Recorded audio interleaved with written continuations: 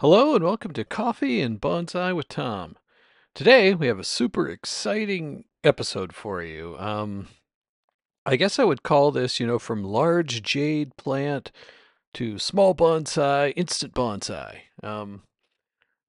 So I got these. I have this. I call it my Jade connection. There's a guy in West Seattle who, like us, is a bit perhaps obsessed with a specific kind of plant, and he has just an army of big, beautiful jades over there at really good prices. And so I usually end up buying one every spring, sometimes two.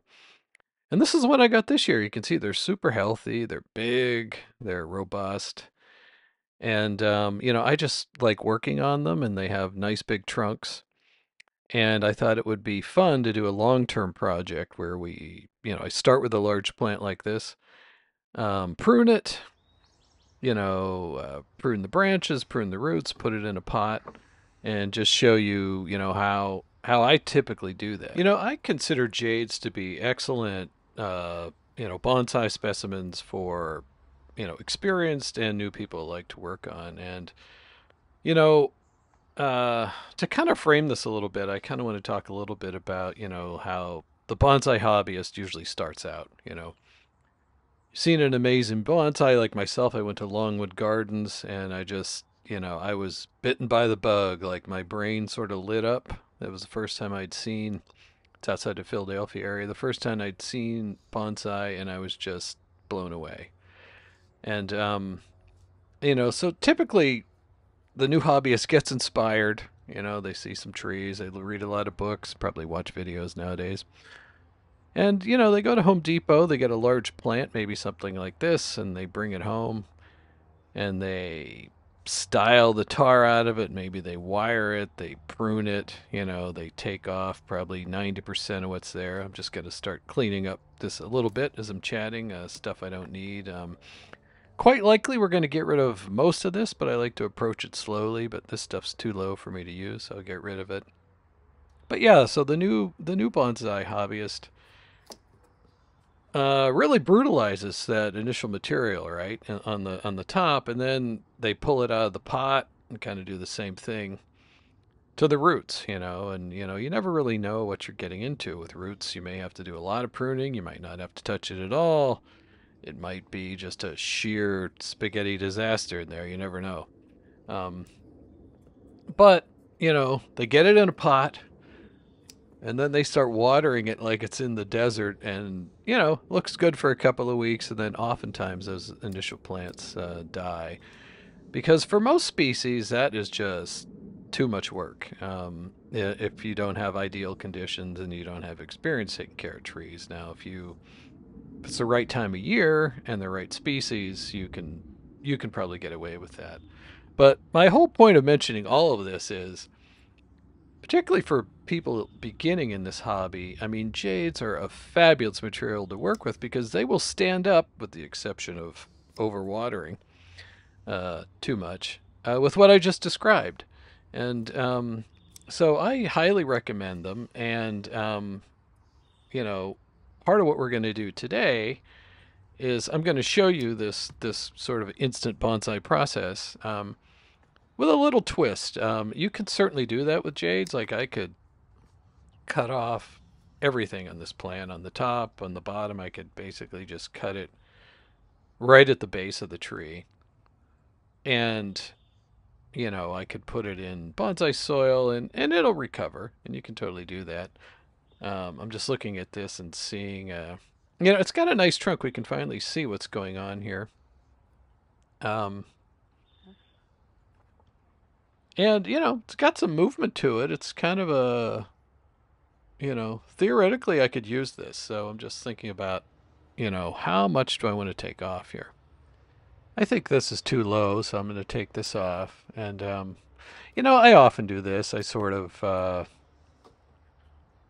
you know, start slow and kind of work my way in, trying to, especially with material like this, which is just wild, and, sometimes you have to do that because, like if you look at this branch here, I mean, it's a nice branch and it has a little bit of taper, but, not a tremendous amount. Well, it kind of comes up and goes out. I mean, it's not bad. I think the biggest concern I have about it is, it looks more. It doesn't look like a tree to me. So I'm going to take it off. I would prefer to have much more movement and taper and have it kind of snake around. Boy, that's a big cutting. Um, in my final tree. So basically, the way jades grow, I'll get two new shoots off of either side of this. Now I don't know exactly where they're going to be. You can sort of figure it out because they alternate in 90 degrees. But I don't get too worried about that initially because they turn. I'm going to take the top off too. It's just too tall. I really part of my reasoning for working with small trees is my storage system is somewhat constrained, so I really shoot to keep the trees 18 inches or under, and so that is part of what I work with. So I am also going to take this off, and now we're really getting down there. Wow. I mean, it looks like I'm turning one tree into like four or five. So we don't have a whole lot left here. Let's take a look at this. We're really getting down to just the trunk and these short stubs. But part of the I'm gonna take this off too because I'm tempted to just I mean I'm almost there. Just take everything off and regrow all the branches, which I used to do work a lot with crab apples, and that's like a standard technique with many different species of trees. So, and it also works well with jades, and this just looks silly, so off it goes.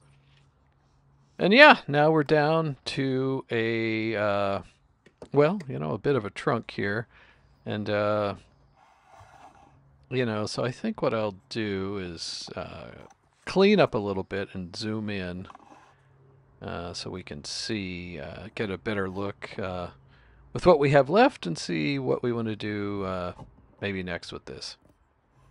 So yeah, this is kind of a good, you can see a close-up of the bark here, and it has like this just beautiful gold color, and um, it's starting to crackle a bit, it'll probably be a few more years, and I think we'll have a really interesting trunk on this. And I mentioned my Jade connection in West Seattle, like he has a massive tree there, which is probably, I don't know, I mean the base is probably, I don't know, 2 feet in diameter. It's absolutely enormous. Like this tree has been passed down through his family.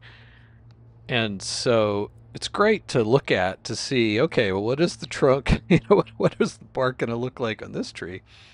And it's just amazing. I can't imagine how many thousands of trees he's produced off that mother tree over the years. And if anyone's in the area, you can message me if you're in Seattle. He doesn't ship or anything, but I'll tell you where it is. It's a fabulous place to check out. But yeah, as I look at this, the last large jade that I did like this, I kept. You could say I have the stubs on here, and I'm sort of keeping like two segments, and that's how I did this last one, and it sort of works. Like you get new growth, and you just let it grow wild, and it very quickly sort of smooths out, this kind of stump branch. Um, but I thought, with this one, I want to try a little bit different tactic, which I haven't tried with one of these large jades I get, and that is to think about bringing it, um, maybe bringing it in a little closer. Let's just spin it around and take a look at it, because you can see, um, you know, I'll probably get a lot of new growth where these segments are, and I think I'm really going to have a lot of options on this stump. Um, and like I said, I've already kind of done this, and this was before I was doing videos with a similar tree. And I kind of want to experiment a little, maybe take this down to that, and just kind of take all these down closer so that basically, because they all have a segment, of course, right in close to the main trunk. And I think then I will get nice, smooth, natural looking branches coming right off the trunk that I can work with. And, you know, particularly if I want to only have one branch coming off the trunk, I mean, I'm going to get two, but it'll come off very smoothly, and then I can pick which one I want, versus if I keep it like this, I'm always going to have these, I mean, quite frankly, overly thick branches coming right off the trunk, and I'll have to grow this main trunk out to be significantly fatter in order to have it look more natural. So I think I've talked myself into it, and I think I am going to thin these thin these down a bit. You know, this decision will also, you know, it'll help the trunk stand out a bit more, and I think it'll just look much more natural, and also be a good comparison because I've had another tree which I haven't had on the channel yet, but which needs pruning, so it'll be showing up soon, where I've done differently. And so it'll be interesting to, you know, compare the two. So I'm going to take this, shorten these stubs right down, and sort of regrow these branches, you know, right from the base of the tree. And, you know, over time, you know, that's kind of what we do as bonsai hobbyists anyway. I will, you know, let this grow. You know, start out with two branches off here. I'll just let them grow and thicken up a bit till they're healthy, cut them back, and then those two will turn into four. I'll let them thicken up a bit, cut them back. Those four will turn into eight, right? Let them grow, you know, cut it back. 8 turns into 16, 32, 64. Before you know it, you just have a ton of branches like all over the place. And I'm trying to decide, I don't really want this to be a leaning uh, tree, so I think I'm going to take that segment off there as well. So you can see I've been quite generous here. I think I've left exactly 2 leaves on the tree, and you know, I think that will that'll probably be enough to sustain it. Looks like I've got one more here that I almost missed, so I'm just gonna just for consistency and to have this be a true experiment, I'll take that off as well. And there you go. All we have is a little stumpy tree, but I really think this is setting it up for a great future. Now, of course, we're going to utilize these cuttings because we have some fabulous material here, and I'm not going to take you through all that, but what I typically do is, I mean, you could just put these right into soil, but then I'm just going to have to prune it. So I tend to just prune them now and then put them into soil and sort of ignore them, and you know, just cut it off to something that looks good to you. And I actually have a video that shows you exactly how to do that. I'll put a link to that in the description for this video, and I'll just show you one here. But yeah, I just sort of cut it. It's kind of fun. Just make it look how you want. You know, there's no sense wasting any of these cuttings. I find even if you have too many jades, once you get them rooted in a little pot, people are more than happy to take them. And you know, you get some nice stumpy, cool looking material like this, which will make a fabulous little tree. And yeah, so it's sort of as easy as that. So I mentioned this as a long-term project. I just want to show you a cool device here. I don't know what they call these, but they sell them on Amazon, and it snaps together and creates a nice barrier because we're going to do some root work now. Now, the tree that we just pruned, I just, you know, put it in the sun for about 2 months, a little under 2 months, and just let it grow, and I'll show you what it did then. Now, I know I said instant bonsai, and you know, it's a jade. We most certainly could have potted it right up, but for me, I like to be a little more patient and like prune either the top or the bottom and then let the other recover. So in this case, we heavily pruned the top, and we'll take a look and see what we have here. You can see it's grown out quite nicely, and what I find is if I just leave the roots alone until it recovers somewhat like this, you know, you get lots of growth everywhere where it could possibly grow, and you just get a lot of options. And I think it's a bit faster. Now, you don't have to do this. You could do it all at once. But like I said, this is how I prefer to do it. and then work on the roots, which we'll do today next, and then get it into a pot. So yeah, this has been just short of 2 months. You know, typically they start responding really quickly. You start seeing activity in a week or so, and then or in a couple of weeks, and then after a month, you see clear activity, and then it's kind of up to you. Like I sort of, when I see growth like this, they're pretty tough plants, and you can see these where these wounds have sort of healed over. And I probably should mention the aftercare. Like you definitely want to keep it dry. Like there's no leaves, so this thing doesn't need much water. And you definitely want to keep these wounds dry until they skin over, because if not, bacteria can get in there and it will sort of rot the jade. So I kind of keep an eye on the water, although I didn't really do much with this. I let it out in the rain and just gave it full sun. But definitely for those first 4 days or 5 days, you want to make sure that it has skinned over, because that can be a problem for sure.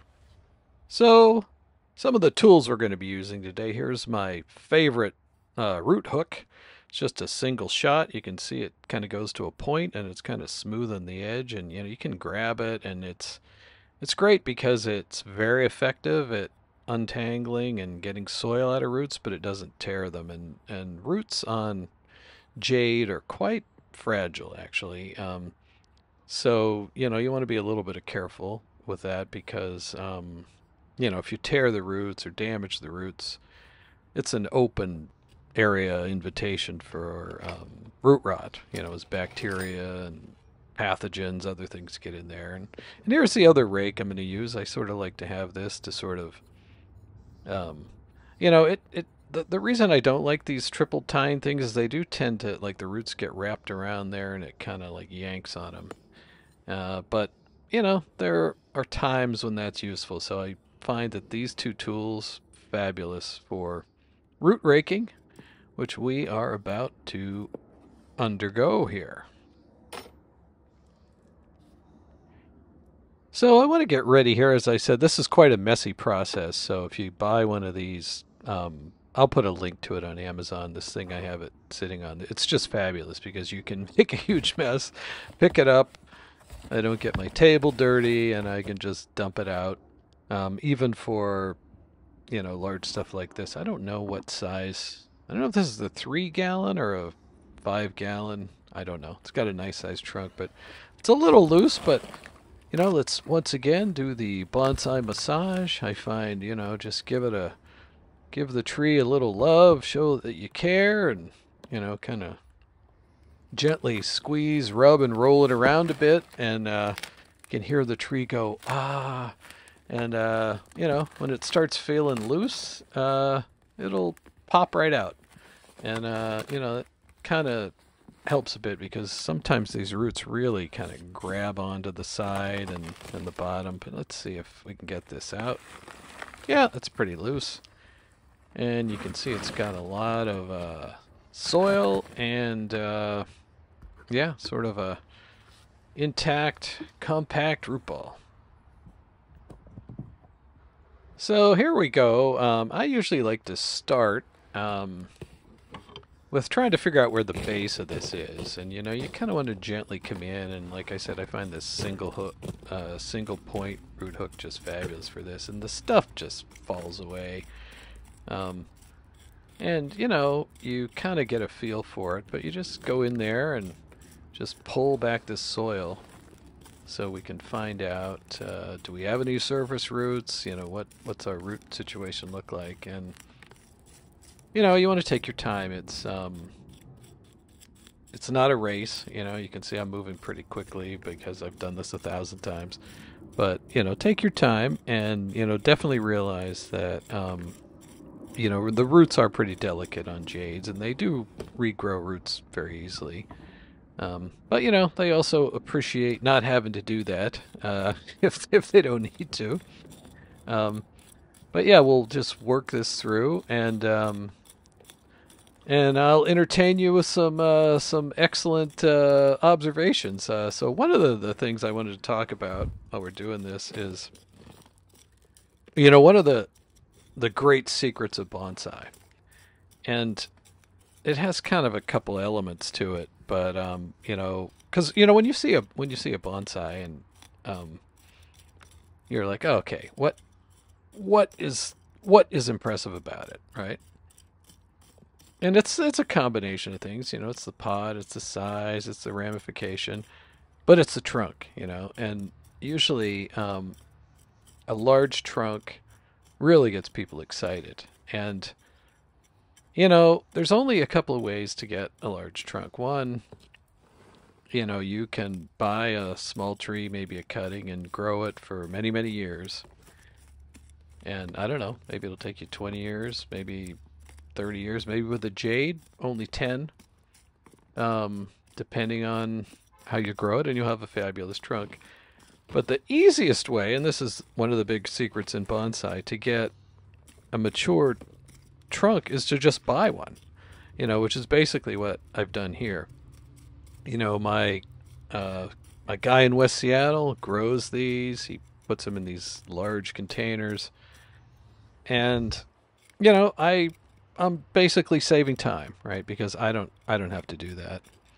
And you pay a little bit of a price for that. In this case, we had to chop this thing back, but you can see we've got lots of branches to choose from here, and I'm not going to do that today. I'm just going to let it grow and really become robust, because we're going to pot it up today and really get established in the pot, and then I'll start choosing those branches. But yeah, the easiest way to get a large, mature-looking trunk and large material is to just buy it. Um, and it's pretty easy to start with a trunk, which we've done here, and you can see in less than 2 months we're already getting some branches. And when you see this in a year, it'll be even much more impressive. So that is a key thing that a lot of folks don't understand is like when you see those big trees, they've either been acquired from large nursery material or grown out, by whoever made them, maybe in their garden, or they've just been they're very very old, and one of the things that helps you figure that out if you can look at the bark, like in this case, this trunk is. I have a feeling this will look pretty nice when we get it in a pot. I don't know what pot we're going to put it in today. But, you can see that the bark is not developed and crackled and established, so it kind of gives you a hint as to the age of the tree. Like in this case, you could tell this thing is not all that old and kind of grew rather quickly. But we will define and refine all that character um, as I enjoy this tree in a pot for many years to come. So yeah, especially the initial, you know, sorting out the roots and just getting the soil out is quite an involved process. And um, I'm not going to make you sit through the whole thing, so we're going to fast forward a bit here. And you can see I'm once I figure out sort of where the base is, I'm quite a bit more aggressive with the bottom of the tree because I want to get that soil out of there. And I also am going to be cutting most of this off anyhow, so if I damage some of these roots that are way down here, doesn't really matter because I'm going to take them off anyhow.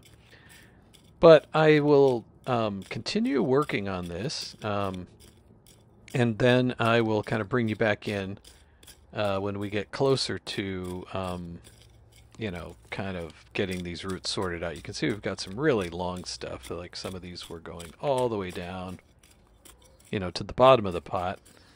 It'd be interesting to know. I don't know how long the tree was in that pot. The next time I go over there, I'll ask him how long that typically is. But this soil didn't look too compacted or in bad shape, so I think it's pretty good soil. And I don't know, probably not all that long really. So I will fast forward and be back with you here in a jiffy.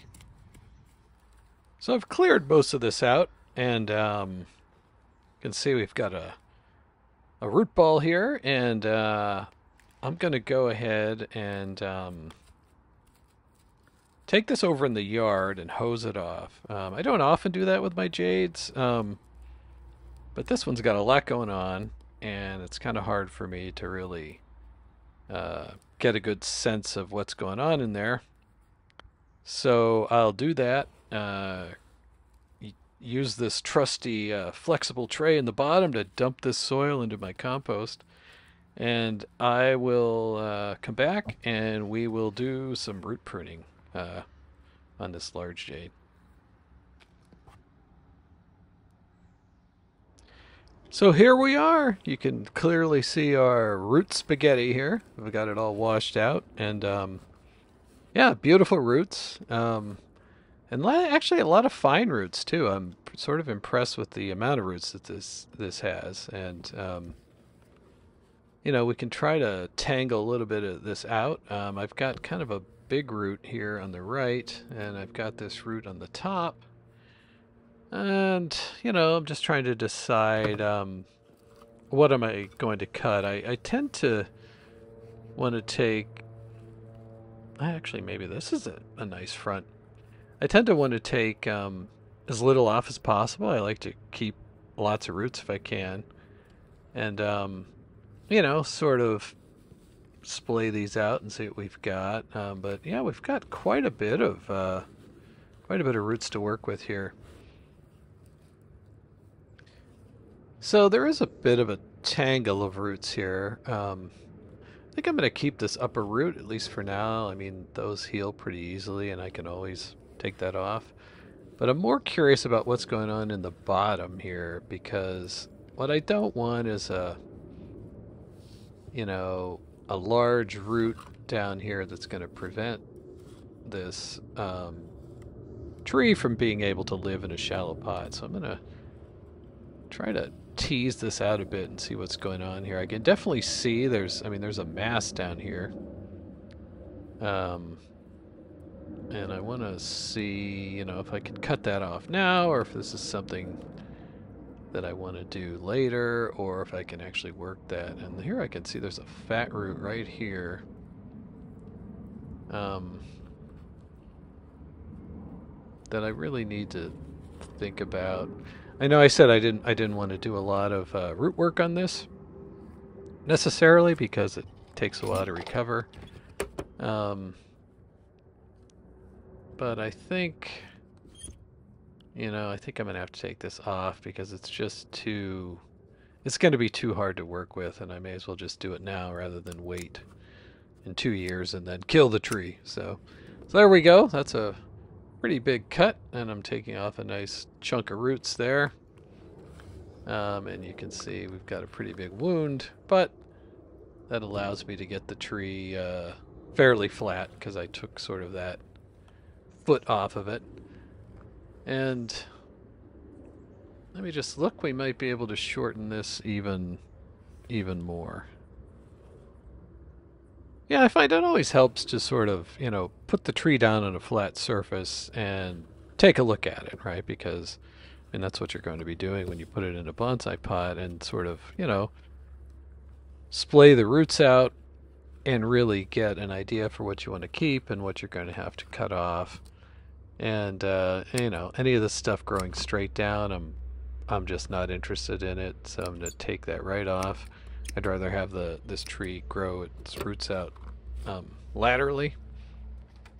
And, you know, we're going to have to shorten it a bit anyway, so I'll just come in here with something that's a little finer and take off any of this stuff that's growing straight down. I mean, we'll obviously have some roots growing straight down, and that's fine, but I don't want these big, heavy roots kind of coming straight down. I'll just kind of profile prune here and take off any fat roots or any damaged roots or stuff that is just a tangled mess. And sometimes, you know, the more you cut, the more you discover that you want to take even more off. And you can see we have a large wound on the bottom here, and I'll talk about how I'm going to handle that in a moment, but I think I'm going to take that off even a bit more here. Yeah, I really want to get this as flat as possible and not have to come in here and rework the bottom. I mean, quite often the first root pruning is pretty major on, well, any kind of bonsai. So I just want to get this flat. And, this is a huge wound. And particularly for jades, you kind of want to dry this out. I know some people would just sort of, put this whole plant that we have here in sort of a shaded place and just kind of let it dry, let that wound dry out and skin over. I've had really good luck. We're just gonna pot it up in bonsai soil, super super dry bonsai soil, and it will literally kind of suck some water out of that wound. And this is looking pretty good.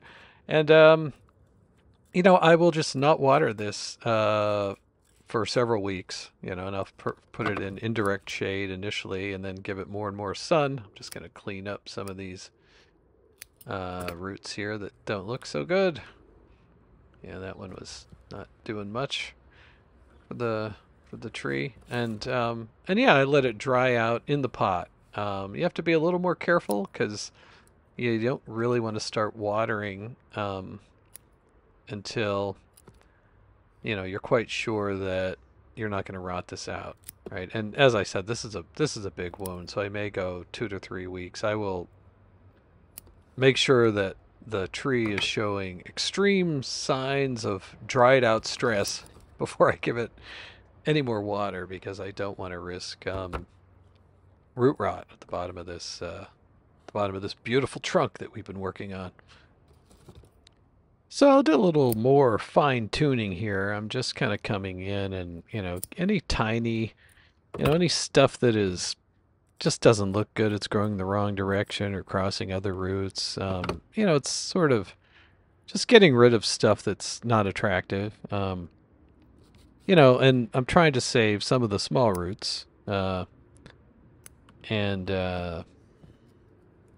I think we've reduced the roots quite a bit here, but I've also left enough that the tree should be able to pick up fairly quickly um, and keep growing. And so now we're going to move on to one of my most favorite parts of the entire bonsai process, and that is trying on the shoes. What I like to call picking a pot for this. And I've mentioned this in some of my other videos. I always like to have several pots. I mean, three is a great number, and try it out in 3 pots. And you usually find something you really like, and if nothing else, you've made um, a really good choice among the three that you tried. So you end up feeling good about it, even if it's not the world's most optimum pot. Um, it typically results in pretty good selection, and I'm continuing to find um, kind of stubs that I'm just taking off here because I really want to just work with these fine roots and develop those into my new root base here. But we'll move on to the potting. But before we do that, I've been tinkering around with the roots here, and now I've decided, in for a penny, in for a pound, I may as well really flatten this out because I've got this big chunk hanging down, which I don't think I need, and it will allow me to eventually, get this tree into a very shallow pot, if that's what I choose to do. And there's no sense having this big stub on the bottom, so I am just going to flatten this off even more and get an even flatter root base. And, my wound care will be even more critical because I really opened this up on the bottom. So I'll have to be quite careful with that. If you're new to Jades, I don't recommend doing this much, or if you do do this, you might want to exercise a little more caution and sort of allow it to dry out for a couple days in the shade before you pot it up. But I'm quite confident that with the right care, this will work out just fine. So I've got 3 pots here that I'm thinking about using. The pot that it's currently sitting in is from Brightside Bonsai. I can't remember what he calls this one, but yeah, I think it looks quite nice in there actually, and you know, it's got kind of a nice mottled color, and you know, it's a good size. Um, I really like it. Check him out; he's on Etsy. And here is, yeah, this is might be a little tight. You know, this is a pot that I repaired. You can see my golden repair techniques, but it's my only dragon pot so far. And then I also have this pot on the right, which I think would also work. It might be a little tight. You can see the roots are up against the side already there. I kind of don't like that one in the middle. It's just too small, so it's really between these two. And they both look good. I mean, I kind of like the yellow. It almost complements the trunk color. But this one I really like. So I think we're going with that. It just feels right to me. And his pots are super heavy duty. They're fabulous for Jades because, I mean, these things are heavy. And, you know, Jades tend to grow a lot of foliage. And with wind, you know, these never fall off the bench. They are heavy duty, solid pots that you know, you just don't have to worry about um, at all. So let's move on to mixing up a soil for this. Now I'm always experimenting with my soils. I find Jades aren't too particular, but I really like the color. I love how pumice works. I don't like how it looks.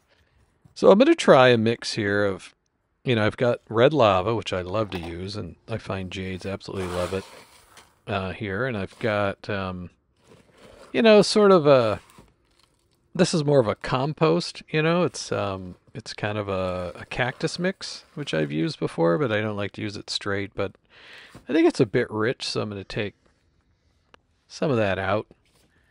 And then the last ingredient I have here is just fir bark. You know, I just have it's like a bag of fine orchid fir bark. And I'm taking some of that organic stuff out. We'll mix this up. So this is probably, I don't know, 2/3 lava, 1/3 pine bark, 1/3 like a cactus mix, if I had to take a guess at it. So let's get the tree ready here, and we'll get the pot. And I'm going to have to put in, let's see, pick a front. Looks pretty good all around. I mean, it's definitely sort of an organic pot. And you know, I kind of like using, like, if you look at the tree, a round pot's great because I don't have to be constrained with necessarily picking a front. And it looks like this pot has lots of front options as well, so that's also a plus. So I skipped ahead a little here. I got the pot all ready, and I'm just looking for the front, and I still don't have a great answer there, but we'll just get it in there. And like I said, it's round, so it doesn't matter too much. But I'll put, I like to put a little just straight up lava on the bottom, especially since we have this large wound that I don't really want to get wet. And I'm just kind of positioning the tree in here. I am going to wire it in, just because, you know, it's not that deep of a pot. And especially these larger trees, I like to just put a little wire in there. I'm not going to crank it down and cut into it or anything, but I definitely just like the security of knowing that, you know, the tree is not going to fall out of the pot or be pulled out. I'm going to leave this stuff on the bottom too. I find, you know, much like I want to leave lots of foliage on here because Jades kind of use that as fuel to grow new roots, and so I'll cut, and they heal quickly anyhow, so I'll cut this stuff on the bottom here off, you know, after it's had a chance to benefit the tree and it's recovered. Patience in all things, particularly in bonsai. It really, you know, you really don't want to rush it too much. And this tree's been through enough already, although it looks quite healthy. I want to give it every advantage because, yeah, it's going to have to adjust to this new root situation. So I'm just getting some soil here, and I like to just kind of dump it in, and then work it in to the roots that we have left here. So I've got it all mixed up there. I kind of like to mix it up on demand. I don't know, it's just something I like to do, is to tune it for each individual tree. And particularly with jade, like, you really want to rely on your watering techniques, so the soil almost doesn't matter, because you want to make sure you don't overwater. But you can see, this is a nice kind of a natural looking brown soil. It sort of looks like I don't know, the ground in a cedar forest or something, and it's really what I was going for. I really find the white flecks distracting, and because I do succulents, I mean, in the old days it didn't bother me as much because I had deciduous trees and usually had moss. But increasingly, I just don't like how pumice and perlite look, and they're in virtually everything. So I'm trying this. There's a lot of bark in here. But I think it'll be fine, and I think it gives it kind of a nice natural look. So I'll just dump some in here, and then we'll work it in with a chopstick. There's basically, we bare rooted this thing, and I'm just kind of gently working it in. You don't want to damage those roots any more than we already have, but this really helps to kind of seat the tree in the pot. So, don't go crazy, but actually give it a pretty decent effort. I can see some of my my wood chips here are much larger, so I think I might have to figure out, this is like a new bag of, these were the smallest they had of the fir, it's like orchid bark fir that you can get most places. Yeah, and I might have to cut it up a bit, just for aesthetics. I'm sure it's fine for it to be big, but I think it would look better if it were smaller. Maybe I could put it in my wife's Cuisinart. That, of course, is a joke. But I've often wondered, I can probably find a used some sort of grinder at the Goodwill store or something, and then use that, which I might have to, that could be a trip in the next few days, because I think I would like this, I really like this fir, but it's a bit too chunky. So I'm just trying to work this wire under this side root, which I've decided to keep for now, so that I can go ahead and put this in, but I think I'm just going to give up, and like I said, I'm not going to wire it in too tightly anyway. I just don't want a cat or a squirrel or something to knock this guy off the bench or rip it out of the pot. So I will tighten it up a bit and here what I like to do with my pliers is just kind of grab where you've twisted it and pull and then twist. A lot of people, especially people new, they don't do the pull, which is kind of essential, I feel, to get it nice and tight. And I want it firm but not too tight. I think that is perfect for a jade situation here. And I often just push it in with my fingers. Fingers are really good at finding spaces. So yeah, as I continue to work this in, we don't have too much left here. And as I said, the aftercare for this will be, I'll keep this quite dry for probably at least 2 weeks, maybe 3 weeks.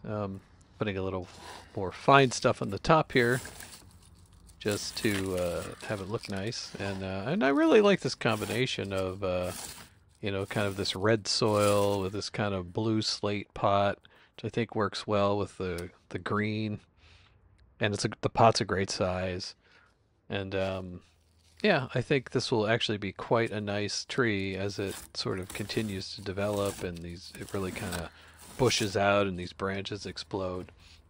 But yeah, I'll let it be quite dry, then I'll start watering it generously. I'm going to keep this tree in my chiller area, sort of an unheated area in my basement for the winter, and they grow I swear, I think they only go dormant for maybe, I don't know, 3 weeks while I'm in there. They just grow like crazy in there. They really like it. Um, and of course, some of the growth, it's not optimal because, I have artificial light, but it's not like the sun. So I have to usually cut it back in the spring. But it's great that the trees, they put on growth and they heal and they thicken up year round. It's really nice. It's a nice situation. So we're kind of coming into the home stretch here, and I said this is a long-term video. I think I started mid-June, and then it was kind of like early August when we did the root pruning, and I will show you another shot here at the end, like a month after that, and you can see how it's sort of recovered after that. But the thought for the day, if you want a big trunk, start with a big trunk, right? Either that or you got to be willing to grow it yourself, and that is quite a time commitment. And so, refinement's great in a pot, but once the tree hits a pot, it's probably not going to get that much bigger. And I think that's a pretty good thought and lesson for today. So let's bring it in here, and I'll show you the final shot for the tree, and we'll do one last victory lap, and then that's a wrap. Yeah, it doesn't look all that much different. I think it's been busy growing roots. And I'll give you a bonus second thought for the day, and that is, Jade are fabulous, fabulous bonsai variety for beginners to work with, and I highly recommend you do it. And you can see you can see sort of the shape. It's really coming up and out, and it's really started growing a lot more. So I think, it's just a matter of growing this tree on, and I'm looking forward to see where it goes in the future. And with that, I want to thank you for spending time with me and checking out this long-term series. And I look forward to seeing you all again very, very soon.